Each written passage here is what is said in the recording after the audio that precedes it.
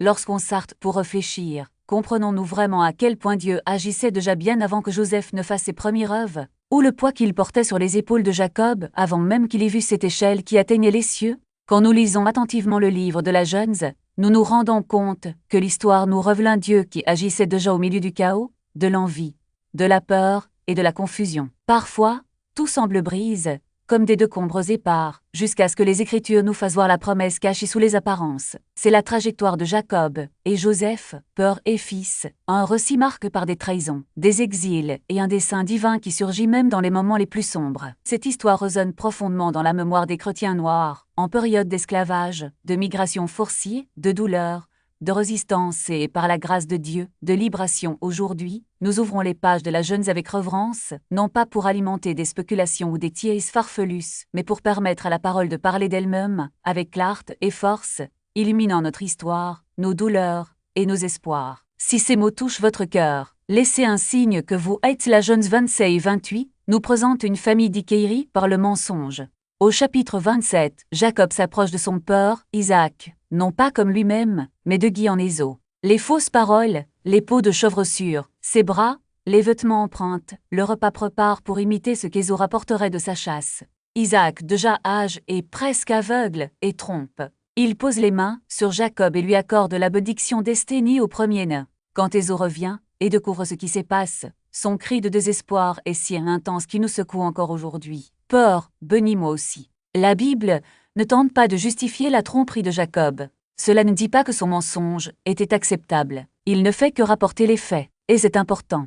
Nous ne devrions pas précipiter les explications sur les actions des gens. On n'invente pas des motivations que le texte ne mentionne pas.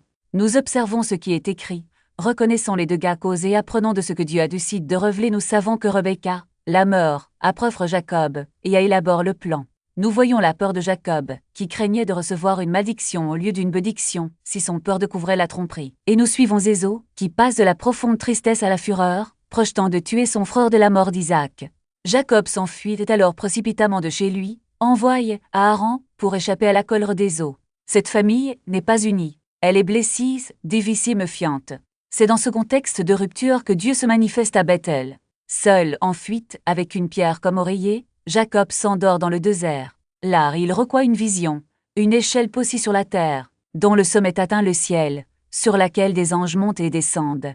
Au-dessus d'elle, le Seigneur renouvelle ses promesses, terre, progéniture, présence, protection, et retour sain et sauf. Jacob avait menti. Jacob s'était enfui. Means, Dieu le trouve, non pas parce que Jacob le méritait, mais parce que le Seigneur est fidèle à l'alliance qu'il a conclue avec Abraham et Isaac. Pour beaucoup de chrétiens noirs, ce chemin est familier. Dieu rencontre les gens dans le désert, dans les champs de coton, dans les wagons-bondes pendant la grande migration, dans les cellules de prison, dans les chambres d'hôpital. Les lieux de perte et de peur deviennent des espaces où la voix de Dieu se fait entendre, nous rappelant que même dans les familles brisées et les cystes injustes, il n'a pas retiré sa présence, sa promesse ou son dessein. Genèse 29 et 30 nous font passer des années de fuite de Jacob à une longue période de travail acharné, d'amour et de perte. Lorsqu'il arrive au pays des peuples de l'Orient, il trouve Rachel près d'un puits, Anne veut la pierre qui le recouvrait pour abreuver le troupeau de Laban, et pleure en la voyant. Ce qui commence comme une période d'espoir et d'affection se transforme bientôt en une saison de dur labeur.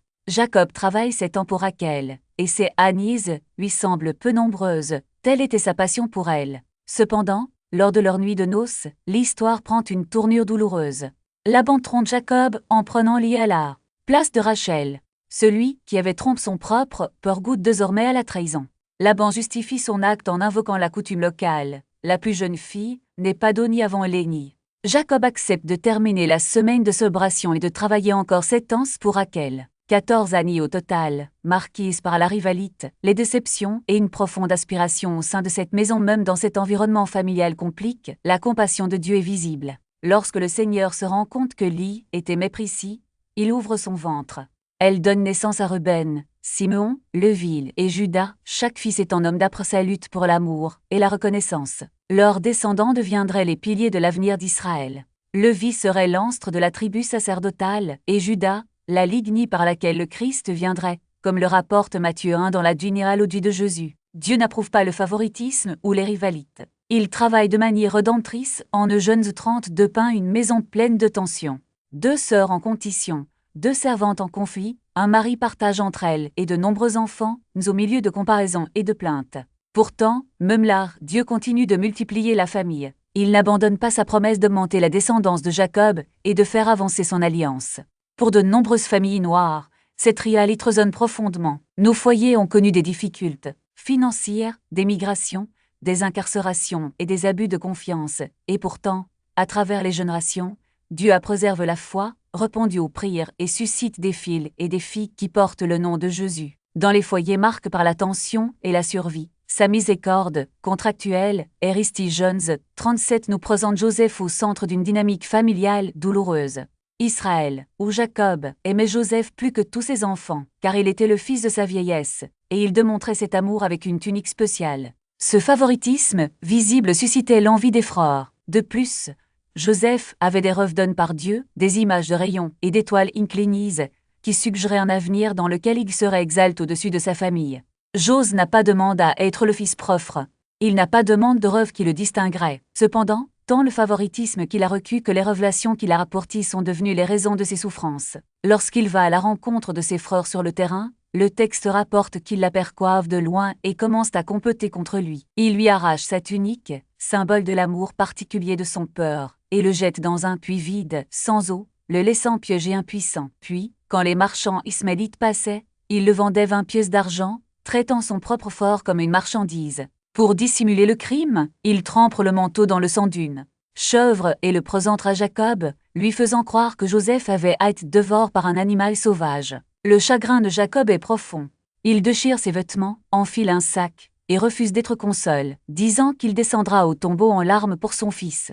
Genèse 37 se termine avec l'enlèvement de Joseph en Égypte. Joseph révèle son identité non seulement avec des mots, mais aussi avec des larmes qui traversent des années de silence et de douleur. Le texte dit qu'il cria, si fort que les Égyptiens l'entendirent, et que la nouvelle parvint jusqu'à la maison de Pharaon. Ce cri n'était pas seulement un cri de soulagement, mais celui de retrouvailles, qui portait le poids de décennies de séparation, de trahison, et maintenant, de rédemption. Les frères, paralysés par la peur, ne purent répondre. Comment régner face à celui qu'ils avaient vendu comme esclave, mais qui désormais les dirigeait avec autorité et miséricorde? Mais Joseph ne s'attarde pas sur le passé. Il pose une question qui touche au cœur de l'histoire. Mon père est-il toujours en vie? La question ne concerne pas seulement la vie de Jacob, mais aussi la possibilité d'une restauration.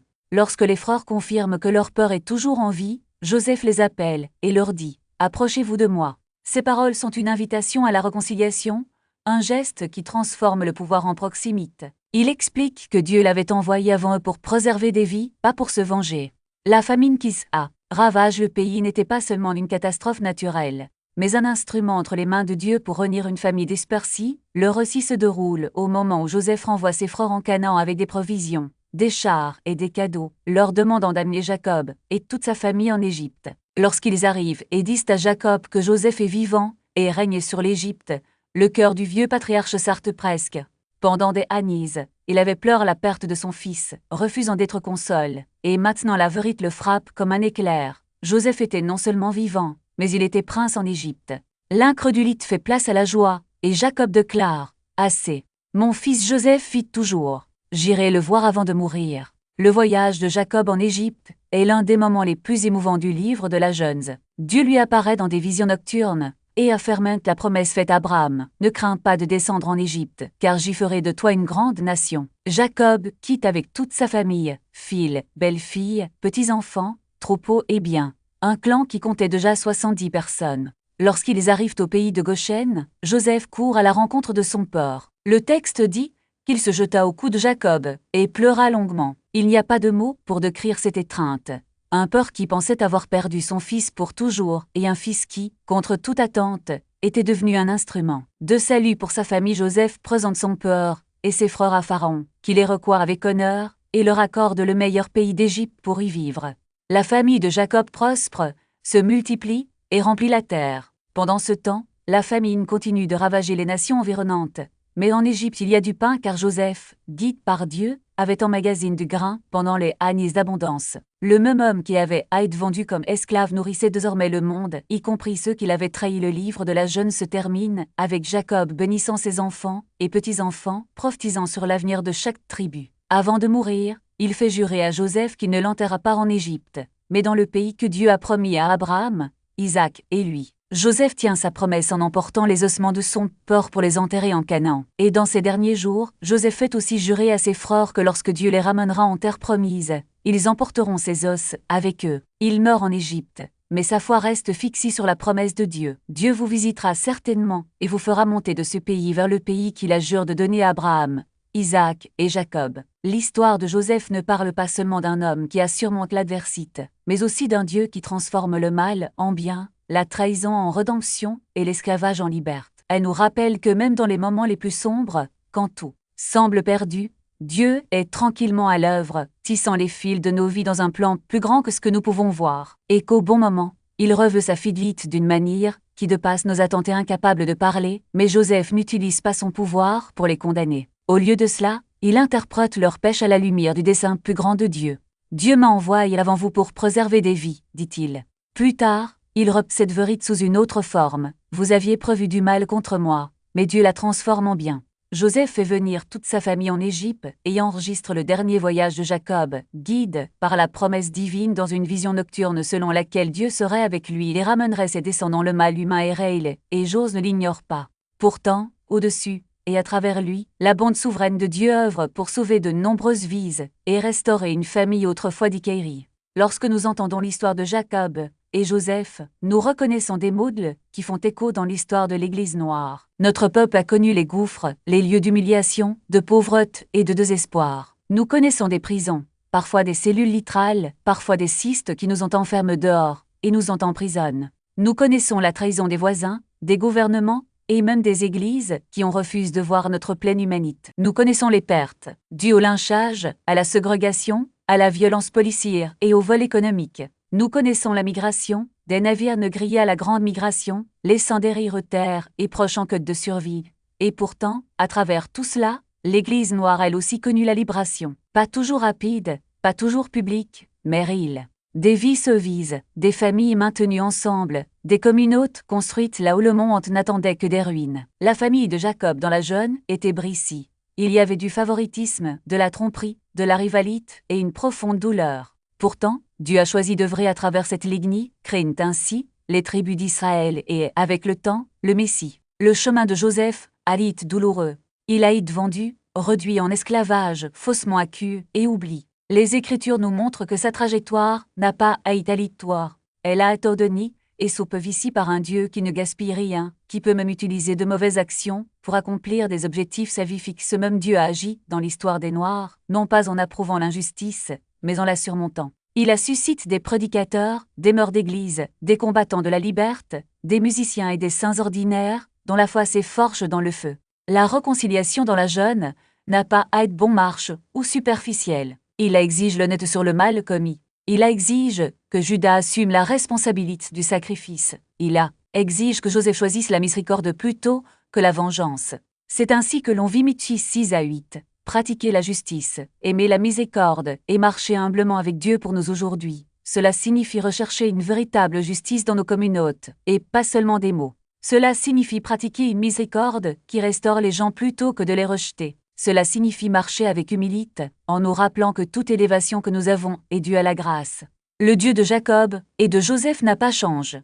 Il travaille encore au travers de familles imparfaites, de foyers marqués par le divorce, la dépendance, les conflits ou le silence. Il rache encore des histoires douloureuses, personnelles et collectives, transformant ce qui nous faisait d'autrefois en un témoignage qui renforce les autres. Il transforme toujours les puits en préparation, utilisant les saisons sombres pour façonner le caractère, approfondir la prière et permettre à son peuple de bénir les autres lorsque survient la famine. Votre fosse n'est pas votre prison, et votre endroit le plus bas n'est pas la fin de votre histoire. En Christ, votre passe ne va pas à l'encontre de votre objectif. Jacob a rencontré Dieu alors qu'il dormait sur un rocher en plein champ. Joseph a trouvé Dieu dans une cellule égyptienne, faussement accusé et oublié. À maintes reprises, l'Écriture nous montre que Dieu trouve son peuple dans le désert, dans des lieux de fuite, sous pression, incompris et poussé à la marge.